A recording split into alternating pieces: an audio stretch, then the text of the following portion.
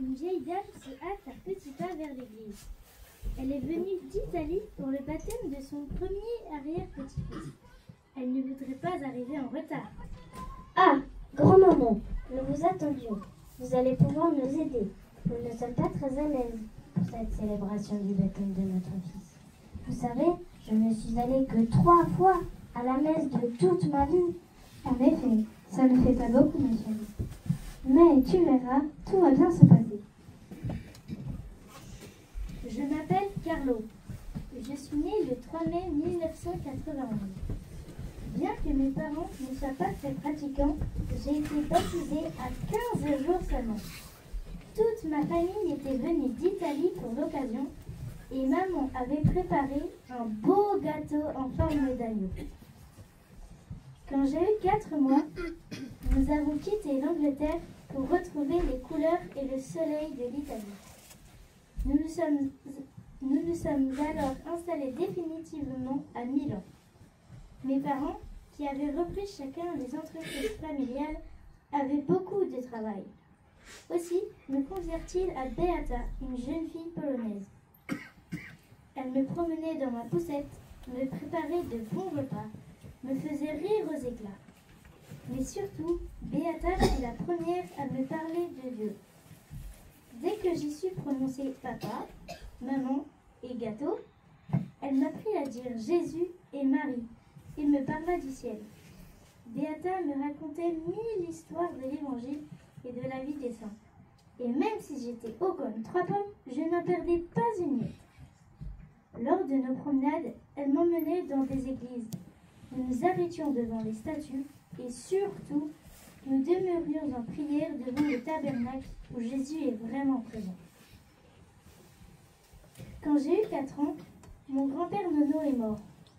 Je me demandais où il était parti. Grand-mère Nona est venue s'installer près de chez nous. En la voyant pleurer, j'ai compris que la mort était quelque chose de très triste. Un jour, alors que je jouais tranquillement chez elle, j'ai pris mon manteau. Que fais-tu, Carlo? Tu veux sortir? Oui, je vais à l'église. Mais nous y sommes déjà allés dimanche. Je vais qu'on aille prier pour Nono. Il m'a dit qu'il était au purgatoire et qu'il fallait beaucoup prier pour lui. Grand-mère Nona était fort étonnée, mais devant mon aplomb, elle ne put refuser. À partir de ce jour-là, je pensais très souvent au ciel. Je voulais continuer à aimer Nono par-delà la mort, et mon moyen de l'aider, c'était de prier pour lui avec ferveur. Je désirais de tout mon cœur que Nono aille au ciel. Et pas seulement lui, mais aussi mes grands-parents encore vivants, mes amis, les voisins. Je voulais que tous soient dans la joie et l'amour de Dieu pour l'éternité. Depuis toujours, nous sommes attendus au ciel. L'objectif est l'infini, notre patrie.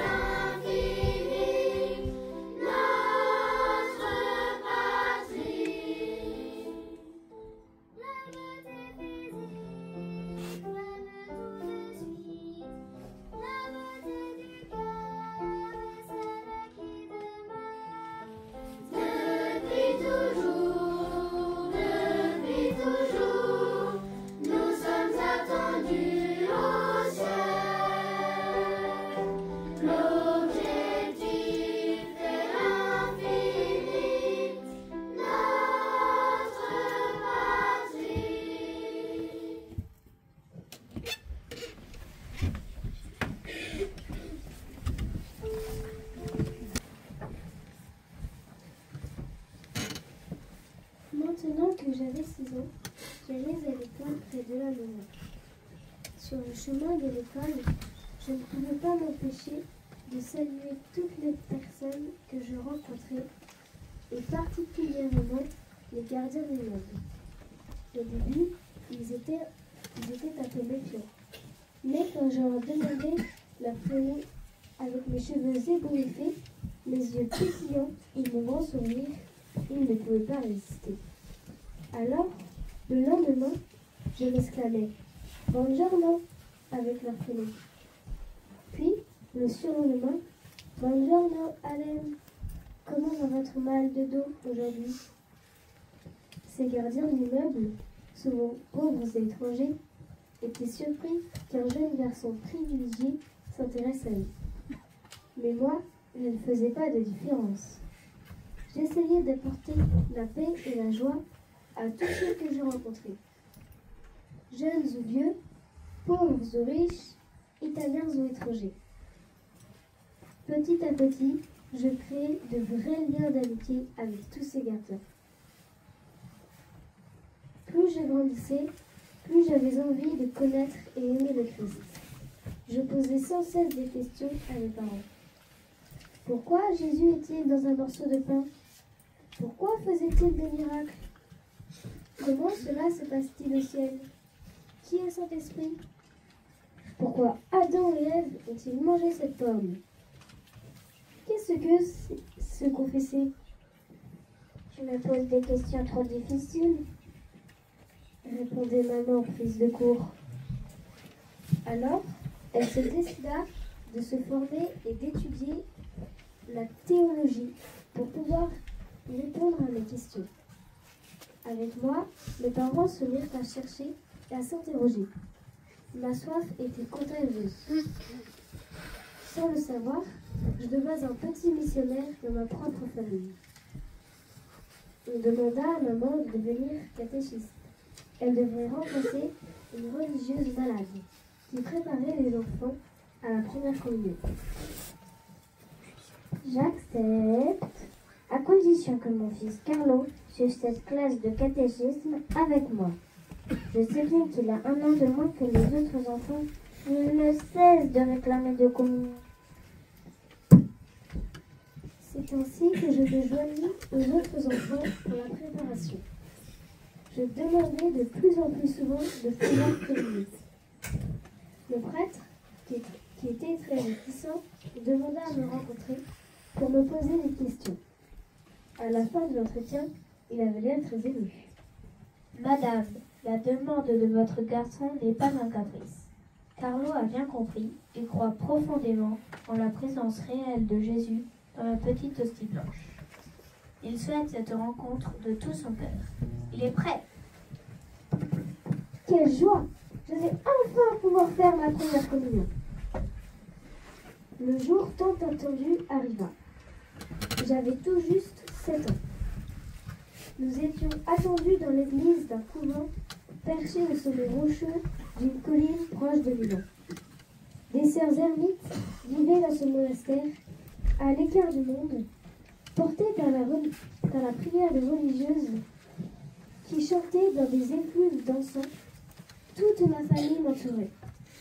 Sur le tabernacle étaient inscrits des mots latins qui laissaient gravés dans mon cœur.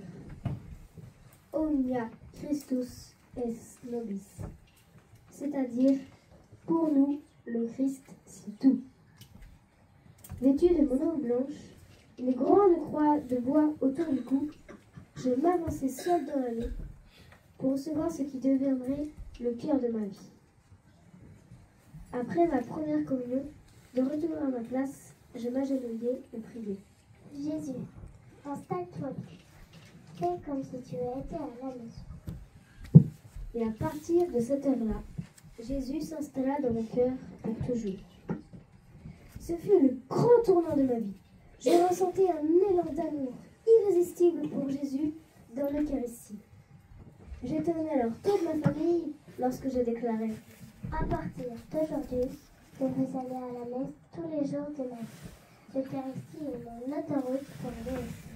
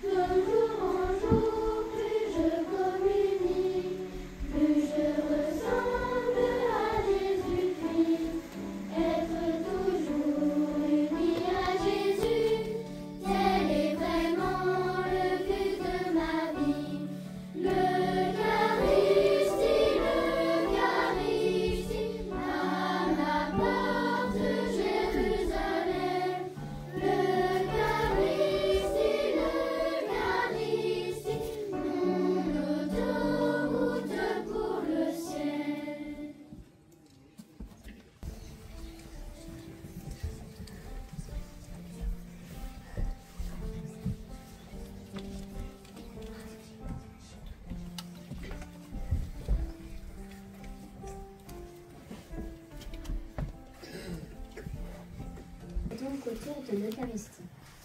Comme je n'avais que 7 ans, je ne pouvais pas aller seule à la messe. Alors, ma mère et ma mère m'accompagnaient. Mais parfois, c'était Rajesh qui m'accompagnait. Rajesh venait d'Inde et il avait remplacé Beata quand elle était repartie en Pologne. Rajesh nous aidait beaucoup dans la maison et le jardin, et il s'occupait de moi. Il n'était pas chrétien, il était d'origine hindoue, de la caste des brahmanes. Mais il était comme un ami pour moi. Il me posait des questions sur ma foi et je lui répondais bien simplement. Je lui expliquais tout. Pour m'entraîner à la lecture, je lisais des histoires de saints et Rajesh m'écoutait. J'étais fière de lui montrer comment se repérer dans la Bible des grands. J'aimais aussi beaucoup jouer avec lui aux questions-réponses avec le catéchisme de l'Église catholique. J'étais tellement heureux de croire. Je ne pouvais m'empêcher de partager ce trésor autour de moi. Bientôt, Rajesh m'annonça que lui aussi voulait devenir chrétien. Il demanda le baptême. Un jour, en rentrant d'une promenade avec Rajesh, nous découvrîmes un pauvre mendiant, étendu sur le sol. Il grelottait. Alors, moi qui étais d'habitude gai comme un pinson, je me tus. D'un seul coup, grave, jusqu'à la maison. En arrivant, je déclarai à grand-mère Nona. Grand-mère, il faut que nous préparions un repas pour un homme que j'ai vu coucher par terre à la sortie du parc. Si tu l'avais vu comme il avait l'air pauvre, tu en serais comme moi, tout te retourner, je t'assure. Faisant des spaghettis, c'est facile, et tout le monde aime. Oignons grillés, sauce tomate, mozzarella accompagnèrent les spaghettis. On ne plaisantait pas avec la nourriture chez les Acutis. Et pour un pauvre, cela devait être délicieux, comme si c'était pour le pape. Je ressortis dans la nuit pour aller retrouver mon mendiant. Il dormait encore. Je déposai discrètement le plat fumant à côté de lui et restai l'observer. Songeur. Non, cela ne suffisait pas. Ce pauvre avait froid. Il lui fallait un sac de couchage. C'était décidé. À partir d'aujourd'hui, je mettrai de côté l'argent que je recevrai en cadeau et avec cet argent, j'achèterai des sacs de couchage aux mendiants de Milan. Bien vite, ils devinrent mes amis. J'aimais aller les saluer et passer du temps avec eux. Ils étaient si seuls. Mes parents, qui étaient très riches, voulaient souvent m'emmener en voyage. Carlo, aimerais-tu aller en Terre-Sainte? Je préfère rester à Milan, papa. Tu ne veux pas aller voir où Jésus a vécu?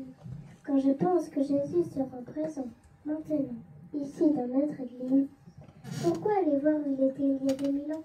Nous avons Jérusalem à notre porte. Maman voulait souvent m'acheter de beaux vêtements de marque et des chaussures neuves. Mais cela ne m'intéressait pas. J'aimais être propre et élégant, mais je m'habillais toujours sobrement, avec un polo, un bermuda et des baskets. Un jour, maman me dit: Carlo, nous allons faire des courses pour t'acheter une nouvelle paire de chaussures. Mais maman, les miennes sont encore un peu légères. Une seule paire suffit.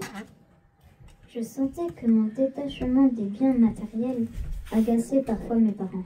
Mes camarades au collège s'étonnaient, eux qui étaient prêts à tout pour avoir un sac, un pull ou des chaussures à la mode. Je ne comprenais vraiment pas ce concept. À quoi bon se ruiner pour être à la mode? Ce qui est important, ce n'est pas la richesse de nos vêtements, mais la générosité de notre cœur.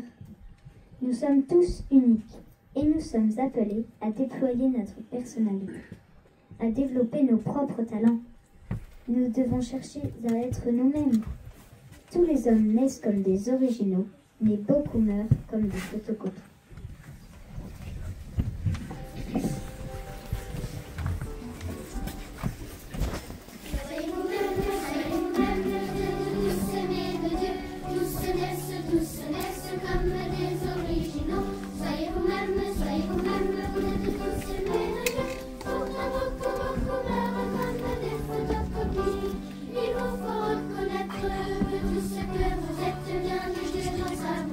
C'est cela l'humilité.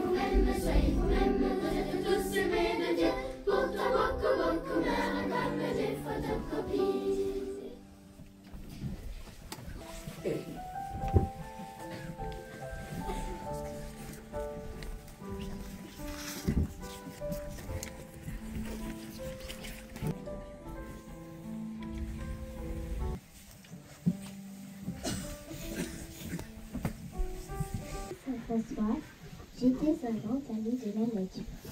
Je ne supportais pas qu'on l'abîmât. Lors des promenades en forêt avec mes parents, je remplissais mes poches de mégots et de papier que je trouvais par terre. Et l'été, sur la plage, je passais des heures à ramasser les déchets qui traînaient sur le sable au bord de l'eau. Papa m'avait même offert une perche avec une pince pour éviter que je ne me salisse les mains. J'aimais protéger la création et toute vie, même celle des plus petits animaux. Un jour, à la piscine municipale, j'allais repêcher avec beaucoup de délicatesse et sous le regard interloqué des baigneurs, une petite coccinelle qui était en train de se noyer. Plus tard, je rencontrais des jeunes qui s'amusaient à piétiner des lézards et à les écraser avec une pierre. Cela me mit dans une grande colère et mes parents eurent beaucoup de mal à me consoler. Lorsque je trouvais un chat ou un chien abandonné sur mon passage, je ne pouvais m'empêcher mes parents pour l'adopter. Regarde ce petit chat, il est affamé. Je suis sûre qu'il va mourir si nous ne faisons rien. Allez, maman, s'il te plaît, je m'en occuperai tout seul. Je te montre. Et c'est comme ça que la maison se remplit de 2 chats, 4 chiens et des poissons rouges. Souvent, l'été, j'allais chez mon grand-père paternel qui habitait au bord de la Méditerranée. Quel paysage splendide, sous le ciel d'azur, au pied des collines, les criques de sable fin s'élançaient vers l'eau cristalline. Un matin, grand-père m'annonça. Cet après-midi, si la mer reste calme, nous irons nous promener en bateau. Quelle joie! Aussitôt, je me mis à prier avec ardeur. Grand-père me demanda. Dis-moi, Carlo, qu'as-tu demandé au bon Dieu dans ta prière? J'ai prié pour voir des dauphins pendant notre promenade en bateau. Mais enfin, Carlo, ce n'est pas bien de déranger le bon Dieu avec des demandes aussi futiles. Il a beaucoup d'autres choses bien plus importantes à faire. Mais Jésus a dit, demandez et vous recevrez. Je peux donc bien demander à apercevoir des dauphins. Il n'y a pas de mal à cela. Il y a de toute façon très peu de chances qu'on en voit. Mais pendant notre promenade en mer, l'après-midi, alors que l'eau étincelait dans le soleil, une vague plus forte que les autres semblait se dessiner. Un beau mouvement bleu vif attira mon attention. Un dauphin, puis 2, puis 3. C'était un ballet extraordinaire. Des dizaines de dauphins dansaient autour du bateau de grand-père. Je poussais des cris de joie. Grand-père était stupéfait. Nous ne savions plus de quel côté regarder. Vite, j'ai attrapé ma caméra pour les filmer. Pendant 30 minutes, nous crûmes rêver. Puis, les dauphins repartirent comme ils étaient arrivés. Mon cœur débordait d'émotion et de gratitude. En réalité, le bon Dieu n'a rien de mieux à faire que de combler ses enfants bien-aimés lorsqu'ils se confient à lui et lui présentent leurs requêtes. À l'école, je travaillais de mon mieux, mais je n'aimais pas la compétition. Je me contentais de faire ce que les professeurs me demandaient. Toutefois, je m'inquiétais pour les élèves en difficulté, et dès que je le pouvais, je me proposais pour les aider. J'étais toujours poli et respectueux avec tous. Au collège, je n'étais ni le plus costaud, ni le plus brillant, ni le meilleur joueur de foot. Mais quand je voyais un enfant exclu ou harcelé, j'étais très triste. Peut-être parce que mon meilleur ami, lui aussi, avait été injustement exclu, persécuté, maltraité, crucifié. Jésus. Alors je ne voulais voir aucun enfant traité ainsi. Je n'essayais pas de m'interposer, mais j'allais simplement prendre la main de celui qu'on essayait de ridiculiser et je l'emmenais à l'écart des rageux. À chaque fois que je le pouvais, j'essayais de réconcilier les enfants qui se disputaient. Parfois, les autres se moquaient de moi, parce que je n'avais pas de vêtements de marque comme eux, ou parce que j'allais à la messe tous les jours en sortant du collège. Mais ça m'était égal. J'étais un garçon libre. Grâce à mon authenticité et à ma simplicité, on me laissait tranquille. Et même, on venait souvent me demander conseil. On me confiait des peines et des joies. Comme j'étais enfant unique, j'invitais souvent des amis à la maison, particulièrement ceux qui vivaient un moment difficile. J'essayais d'être présent, simplement pour eux et de leur donner un peu de joie. Je voulais être un ami pour les autres, à la façon dont Jésus était un ami pour moi, c'est-à-dire quelqu'un qui veut le bien de l'autre. Souvent, des camarades m'appelaient au téléphone, le soir, après le collège. Je les écoutais parfois pendant des heures, me confier leurs soucis ou leurs questions. J'essayais d'être toujours bienveillant et de leur donner des petits conseils sans jamais les juger. Je leur témoignais aussi que le bonheur, pour moi, c'était de regarder vers Jésus.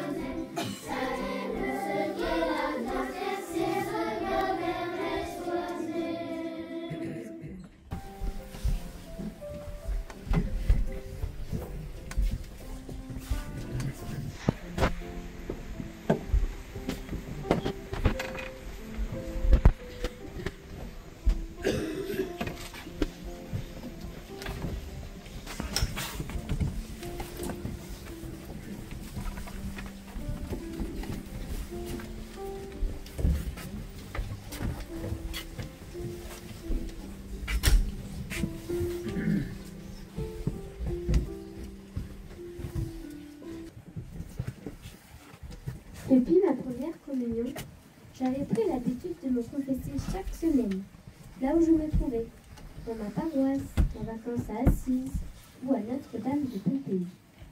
Mes amis m'interrogeaient parfois. Carlo, pourquoi vas-tu souvent te confesser? Tu n'as tué personne à ce que je sache. Tu sais, si tu aimes vraiment Jésus, c'est important de lui demander pardon, même pour de toutes petites bêtises. Pour rencontrer Dieu, tu dois chercher à avoir une âme immaculée. Pour toi, c'est simple, mais pour moi, aller à la messe, ce n'est déjà pas facile. Alors si en plus il faut aller se confesser. Regarde les montgolfières pour monter haut dans le ciel. Elles doivent se débarrasser des points qui l'annoncent. Eh bien, notre âme est comme une montgolfière. Elle veut monter vers Dieu, mais elle est retenue par tous nos péchés qui sont les points qui nous maintiennent aussi. La confession est là pour nous débarrasser de tous nos péchés et de toutes nos mauvaises habitudes. Et ainsi, confession après confession, notre âme peut se rapprocher du ciel. Très tôt, je me suis passionnée pour l'informatique. J'aimais beaucoup réaliser de petites vidéos. Avec mon ami Michele, je m'amusais à dresser mes chiens et mes chats pour qu'ils soient les héros de nos petits films. Tués de rire pendant le tournage. Puis, je passais des heures à monter les images du film. Bientôt, l'envie me prit de créer des sites internet. Je demandais conseil à mes amis, à mes professeurs, mais cela ne suffisait pas.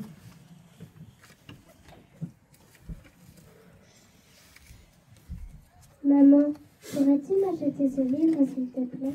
C'est pour l'école? Non, maman. C'est pour apprendre à faire de la programmation informatique. Rapidement, je devins un expert en programmation. Tous mes amis et même les professeurs me demandaient de l'aide. Notre curé me demanda de créer un site internet pour la paroisse afin de pouvoir communiquer quelques informations, comme les horaires de messe et de confession. J'étais très enthousiaste et les questions me taraudaient. Comment utiliser l'informatique pour attirer les hommes de notre époque vers Jésus et vers l'Eucharistie? C'est vrai. Les gens payent cher et font des heures de queue pour assister à un match de foot ou à un concert. Et les églises, elles, sont souvent vides. Petit à petit, une idée naquit dans mon esprit. Tant d'événements extraordinaires s'étaient passés avec une hostie consacrée dans l'histoire de l'Église. J'allais réaliser une grande exposition sur les miracles eucharistiques. Toute ma famille s'appliqua avec moi dans ce projet. Ce fut un beau travail d'équipe. Il m'a fallu d'abord faire une recherche approfondie sur tous ces miracles. Plus de 160. Les lieux, les dates, les traces archéologiques et, si possible, les preuves scientifiques. Plus je découvrais ces miracles et plus j'aimais Jésus dans l'Eucharistie.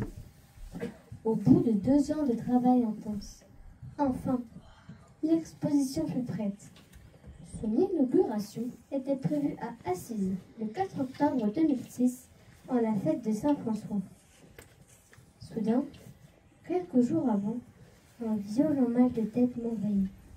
J'étais extrêmement fatiguée. Le médecin pensa que c'était la grippe ou les oreillons, mais mon état empirait. La veille de l'inauguration, il fallut se rendre à l'évidence. Je ne pourrais pas y aller. Quelle terrible déception! J'étais maintenant incapable de marcher. Il fallut m'hospitaliser pour faire des examens complémentaires. Et le verdict tomba. J'étais atteinte d'une leucémie foudroyante. Je compris que je n'avais plus que quelques jours à vivre. Alors, je décidai d'en profiter pour me préparer de mon mieux à mourir. Je réconfortai maman. Je ne sortirai pas d'ici vivant, mais tu verras, maman. Je te donnerai beaucoup de signes après. Tu auras d'autres enfants, je te le promets. N'aie pas peur. Prépare-nous à vivre quelque chose d'extraordinaire pour la vie éternelle. Je disais de ne pas me plaindre malgré la douleur intense. Lorsque l'infirmière me demandait comment j'allais, je répondais. Bien. Il y en a d'autres qui souffrent plus que moi. Et je décidai d'offrir toutes mes souffrances pour le pape et l'Église, pour ne pas aller au purgatoire, mais directement au ciel. J'avais 15 ans. Ma vie sur terre s'achevait. Mais je mourrais serein, car j'avais vécu ma vie sans en gaspiller une minute pour des choses qui ne plaisent pas à Dieu.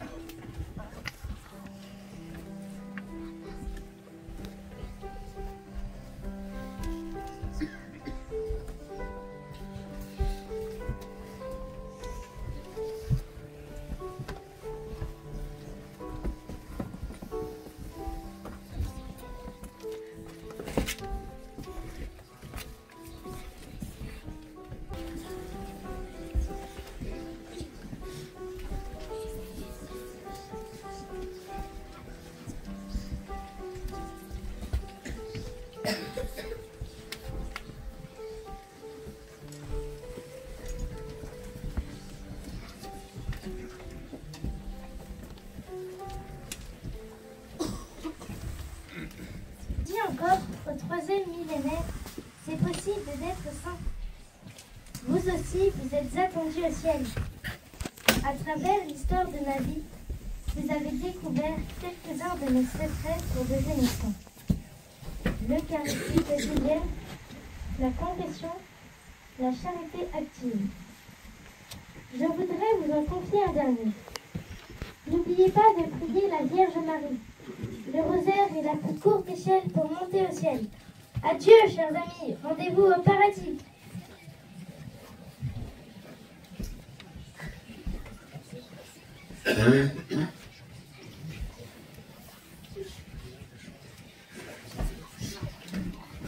Merci de nous avoir donné Carlo, modèle de vie pour les jeunes et message d'amour pour tous.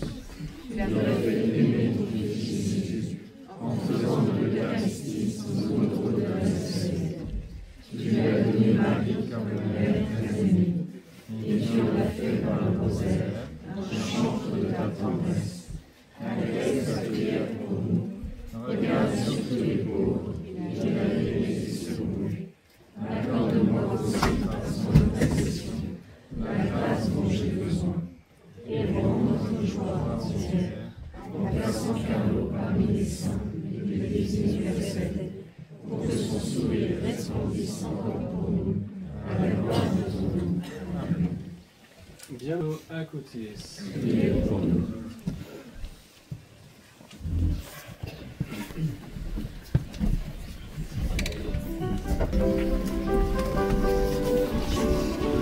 Soyez vous-même, vous êtes tous aimés de Dieu, tous se laissent comme des originaux.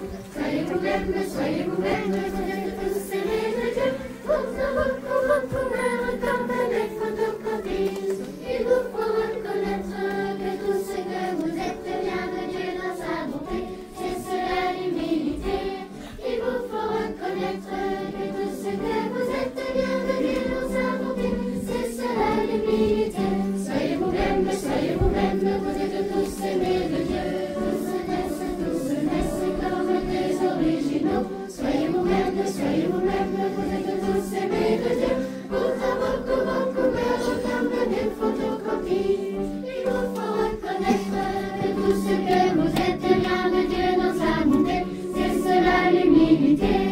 Il vous faut reconnaître que tout ce que vous êtes vient de Dieu dans sa bonté, c'est cela l'humilité. Soyez vous-même, vous êtes tous aimés de Dieu, tous se naissent comme des originaux. Soyez vous-même, vous êtes tous aimés de Dieu, pourtant beaucoup meurent comme des photocopies.